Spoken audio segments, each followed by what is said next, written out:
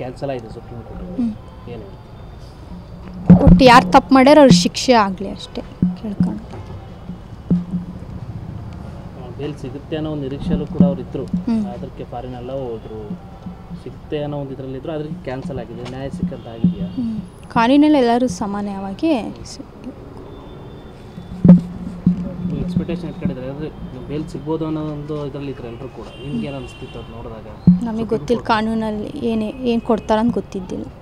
ಯಾವ ರೀತಿ ಶಿಕ್ಷೆ ಆಗಬೇಕಂತ ಇದೆಯಲ್ಲ ದೇವ್ರ ಕೈಯಲ್ಲಿ ಅಲ್ಲ, ಅಂಥವ್ರಿಗೆ ಯಾವ ರೀತಿ ಶಿಕ್ಷೆ? ಒಟ್ಟು ಯಾರು ತಪ್ಪು ಮಾಡ್ಯಾರ ಅವರಿಗೆ ಕೋರ್ಟ್ ಆದೇಶ.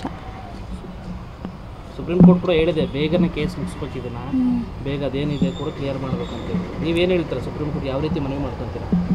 ಒಟ್ಟು ಯಾರು ತಪ್ಪು ಮಾಡ್ಯಾರ ಅವ್ರಿಗೆ ಶಿಕ್ಷೆ ಆಗಲಿ ಅಷ್ಟೇ. ಯಾವ ರೀತಿ ಶಿಕ್ಷೆ ಆಗ್ಬೇಕಂತ ಆ ಕಾನೂನಲ್ಲಿ ಏನು ಕೊಡ್ತಾರ ಮೇಲ್ ಕ್ಯಾನ್ಸಲ್ ಆಗಿದೆ ಸುಪ್ರೀಂ ಕೋರ್ಟ್ ಏನು ಒಟ್ಟು ಯಾರು ತಪ್ಪು ಮಾಡ್ಯಾರ ಅವ್ರಿಗೆ ಶಿಕ್ಷೆ ಆಗಲಿ ಅಷ್ಟೇ ಕೇಳ್ಕೊಂಡು. ಬೇಲ್ ಸಿಗುತ್ತೆ ಅನ್ನೋ ಒಂದು ನಿರೀಕ್ಷೆಯಲ್ಲೂ ಕೂಡ ಅವ್ರು ಇದ್ದರು, ಅದಕ್ಕೆ ಫಾರಿನ್ ಎಲ್ಲ ಹೋದ್ರು, ಸಿಗುತ್ತೆ ಅನ್ನೋ ಒಂದು ಇದರಲ್ಲಿದ್ದರು, ಅದಕ್ಕೆ ಕ್ಯಾನ್ಸಲ್ ಆಗಿದೆ. ನ್ಯಾಯ ಸಿಕ್ಕಂತ ಆಗಿದೆಯಾ? ಕಾನೂನಲ್ಲಿ ಎಲ್ಲರೂ ಸಮಾನವಾಗಿ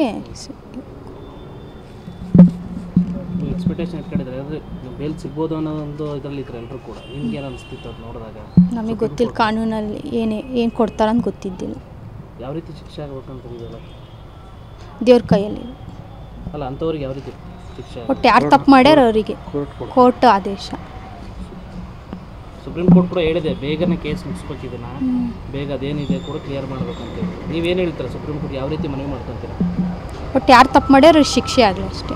ಯಾವ ರೀತಿ ಶಿಕ್ಷೆ ಆಗ್ಬೇಕಂತ ಆ ಕಾನೂನಲ್ಲಿ ಏನು ಕೊಡ್ತಾರ